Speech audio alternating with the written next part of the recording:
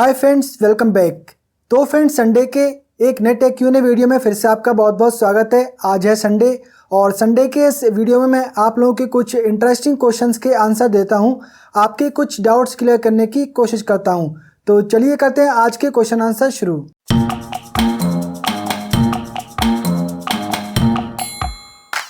तो पहला क्वेश्चन यहाँ पर लेते हैं राहुल यादव जी का। ये लिखते हैं कि LG 55UT9040L versus Sony Bravia 25S 55 inch, which is best?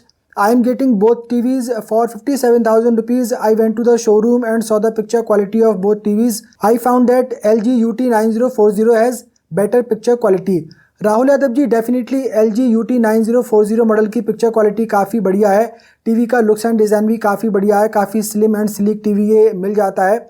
और सबसे अच्छी बात है कि इसमें edge LED backlight technology use की गई है। इसका ये फ़ायदा होगा कि 3-4 साल बाद में जो LED टीवी की बैकलाइट पे जो छोटे छोटे रिफ्लेक्टर डिफ्यूज़र लगे होते हैं वो गिरने लगते हैं, तो वो प्रॉब्लम इस टीवी में आपको कभी भी नहीं आएगी।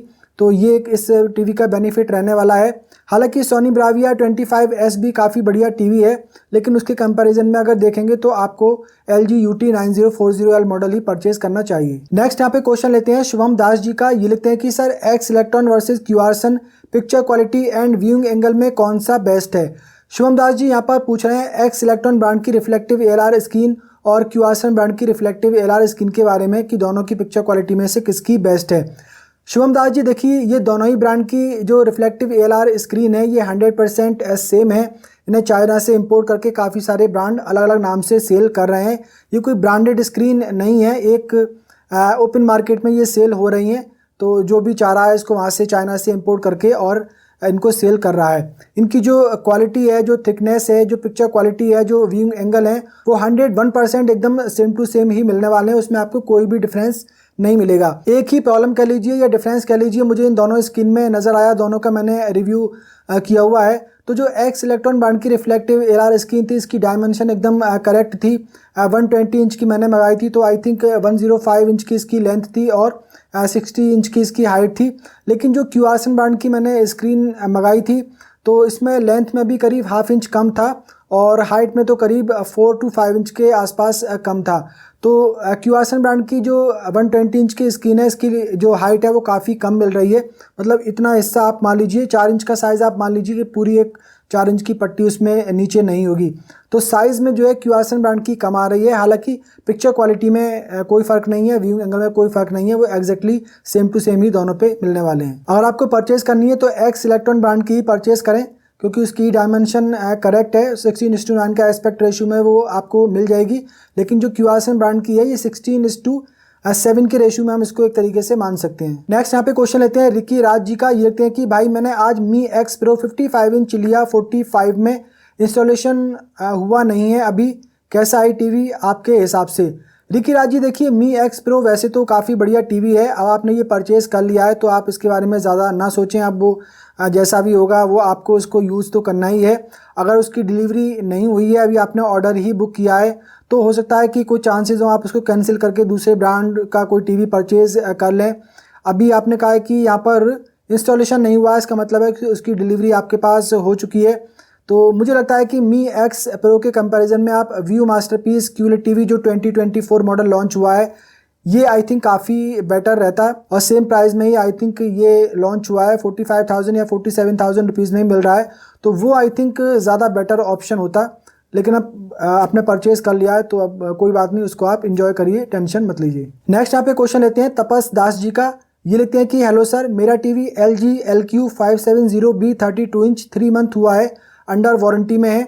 इसमें एक डॉट प्रॉब्लम हुआ है, सर्विस टेक्नीशियन घर पे आके चेक करके बोला पैनल रिप्लेसमेंट करना पड़ेगा, वारंटी में हो जाएगा। नेक्स्ट डे सर्विस सेंटर से कॉल आया और बोला ये रिपेयर नहीं हो सकता है, इस बारे में आप क्या कहेंगे? तपस दास जी, देखिए, जो एक डॉट आया है, आई थिंक ब्लैक कलर का डॉट आया होगा, तो वो एक पिक्सल डेड हुआ है, वो डेड पिक्सल है। तो आगे और भी जो पिक्सल हैं वो डेड हो सकते हैं। आई थिंक 2 ईयर्स की पैनल की वारंटी है इस टीवी पे, तो 2 साल तक आप इसको पैनल को कितनी भी बार रिप्लेसमेंट ले सकते हैं। अगर वो मना कर रहे हैं तो आप दोबारा कंप्लेन करें, दोबारा फिर से मना करें, फिर आप तीसरी बार कंप्लेन करें। आप कंप्लेन करते रहें जब तक कि वो आपका पैनल रिप्लेस ना कर दें। 3-4 बार कंप्लेन करके देखें, अगर फिर भी वो नहीं सुने तो फिर आप www.consumerhelpline.gov.in पे आप कंप्लेन करें। एक भी अगर पिक्सल डेड हुआ है तो उनको वो पैनल रिप्लेस करना ही पड़ेगा, तो आप उनको फोर्स करें तो डेफिनेटली वो आपको पैनल रिप्लेसमेंट करके देंगे। नेक्स्ट यहाँ पे क्वेश्चन लेते हैं शेख फिरोज जी का। ये लिखते हैं कि सर जी मेरे पास LG UQ80 43 inch IPS display वाली टीवी है, 2022 का मॉडल है। इस टीवी में अपडेटेड का नोटिफिकेशन आया है, पर मुझे इस बात का डर है कि जैसे कि सैमसंग OnePlus के मोबाइल पर अपडेट आता है और कुछ लोग अपने मोबाइल को अपडेट करते हैं तो कुछ दिन में उनकी मोबाइल डिस्प्ले पर लाइन आ जाती है। क्या तो टीवी को भी अपडेट करने पर ये डिस्प्ले पर लाइन आने की प्रॉब्लम तो नहीं आती है? अगर हम टीवी को अपडेट ही ना करें तो टीवी में कोई प्रॉब्लम तो नहीं आएगी फ्यूचर में? Please reply sir. Sheikh Firoz ji देखिए, टीवी को आप अपडेट करेंगे तो उसमें ऐसी कोई प्रॉब्लम नहीं आती है डिस्प्ले में लाइनिंग की। LG की टीवी में तो मैंने कभी भी नहीं देखी है। 2014 से मैं LG का टीवी यूज़ कर रहा हूँ। 2014 से लेकर 2018 तक एक 3D टीवी था मेरे पास LG का। कितनी बार मैंने उसमें अपडेट किए तो उसमें कभी इस तरीके की प्रॉब्लम नहीं आई। 2018 से लेके मैं 2 टीवी कंटिन्यू यूज़ कर रहा हूँ, LG का एक 55 इंच एक 32 इंच, तो दोनों में कितनी बार अपडेट किए, कोई प्रॉब्लम नहीं आई है। 2022 में एक टीवी मैंने भी लिया LG UQ8040, तो वो 2 साल से अभी चल रहा है, उसमें भी 2-3 बार अपडेट आ चुके हैं, उसमें भी अभी तक ऐसी प्रॉब्लम नहीं आई। तो LG के टीवी में आपको ये प्रॉब्लम देखने को नहीं मिलेगी कि आपने अपडेट किया और डिस्प्ले में कोई लाइन आ गई।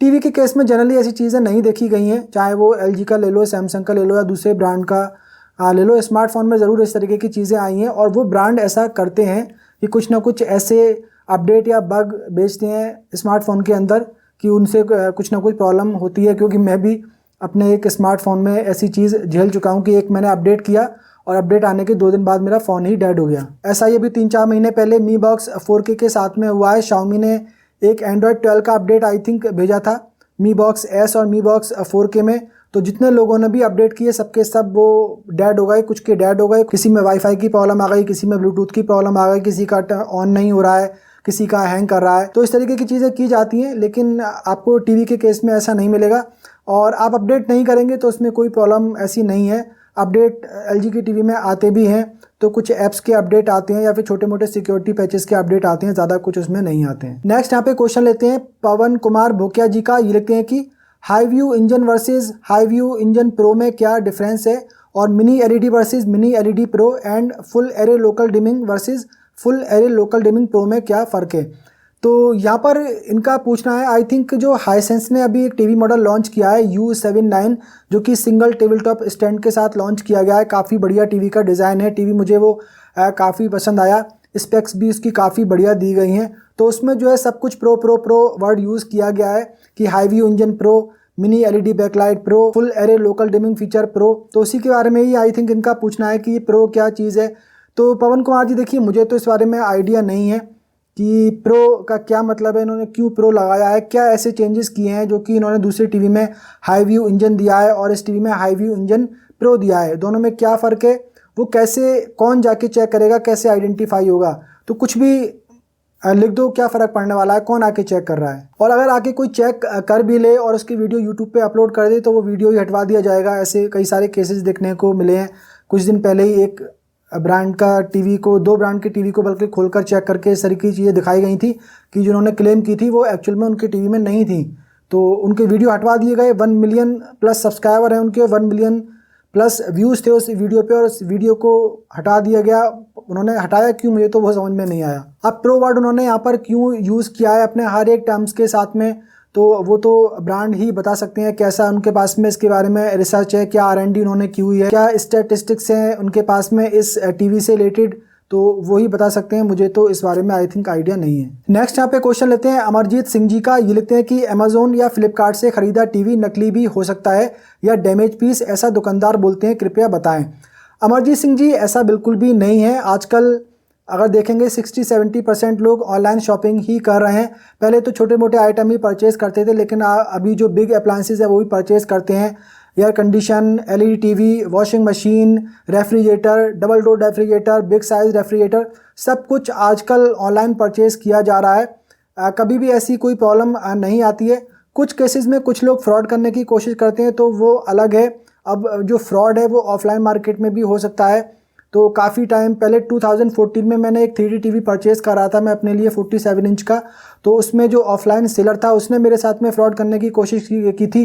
LG की ब्रांड शॉप थी बल्कि वो, तो उसके पास से टूटा हुआ टीवी था, तो वो उसने मुझे चिपकाने की कोशिश की थी। हालांकि उसकी वजह से उसका शोरूम उसे बंद करना पड़ गया। इस पर मैंने एक पूरा डिटेल वीडियो काफ़ी टाइम पहले चैनल जब शुरू किया था उस टाइम पे मैंने बनाया था।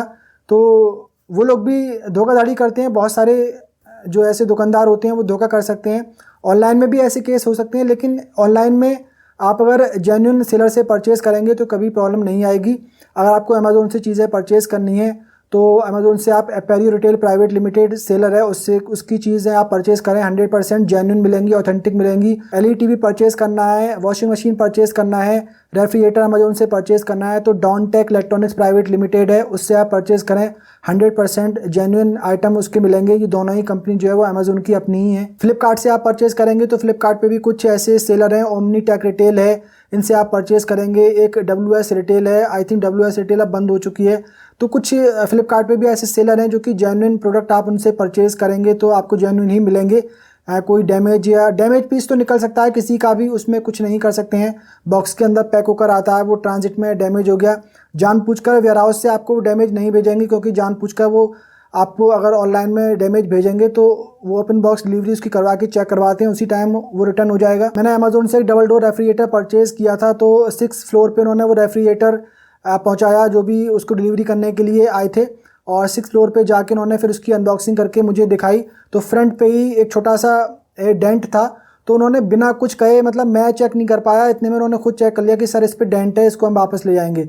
तो वो उसको वापस ले गए। तो ऑनलाइन में तो इस तरीके की आपको एक बेनिफिट मिल जाता है कि अगर कोई चीज़ डैमेज निकल रही है, कोई प्रॉब्लम उसमें आ रही है तो उसको आप इजीली रिटर्न कर सकते हैं। लेकिन थोड़ा सा केयरफुली आप चीज़ों को परचेज करेंगे ऑनलाइन में तो कभी भी इस तरीके की प्रॉब्लम नहीं आएगी। नेक्स्ट यहाँ पे क्वेश्चन लेते हैं श्रीनिवास जी का। ये लिखते हैं कि sir Haier refrigerator, bottom freezer, top refrigerator model कैसा रहेगा?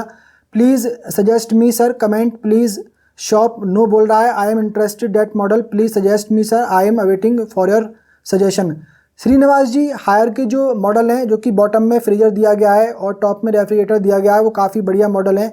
वो सेम मॉडल मैं 3 साल से यूज़ कर रहा हूँ। इवन 3 सेम बिल्कुल रेफ्रिजरेटर है वो।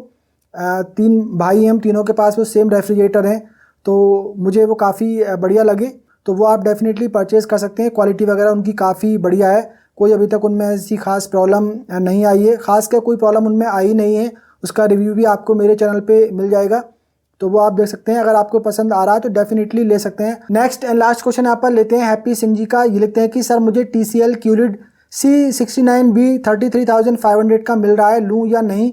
इससे LG का बेटर है, UQ7550 55 inch. Happy Singh ji, LG UQ7550 जो टीवी है काफ़ी बढ़िया टीवी है। आप चाहें तो ये परचेज़ कर सकते हैं, लॉन्ग टर्म के लिए आपको परचेज़ करना है तो परचेज़ कर सकते हैं। TCL का ये टीवी भी अच्छा है, लेकिन थोड़ा सा सर्विस में TCL के इशू आता है। कोई प्रॉब्लम अगर आई तो फिर आपको थोड़ा सा परेशान होना उसमें पड़ सकता है। तो बेटर रहेगा कि आप LG UQ7550 मॉडल ही परचेज़ कर लें। चाहे तो इसका आप 2023 या 2024 वाले जो वेरिएंट है वो भी परचेज़ कर सकते हैं। तो फ्रेंड्स, आज की क्वेश्चन आंसर का सिलसिला यहीं पर ख़त्म करते हैं। उम्मीद करता हूँ ये वीडियो आप लोगों को पसंद आया होगा। पसंद आया हो तो वीडियो को कर दीजिए लाइक एंड शेयर। अगर आपने पहली बार हमारे चैनल पर विजिट किया है तो चैनल को कर लीजिए सब्सक्राइब, बेल आइकन को भी कर दीजिए प्रेस। मिलते हैं किसी अगले वीडियो में, तब तक के लिए बाय बाय।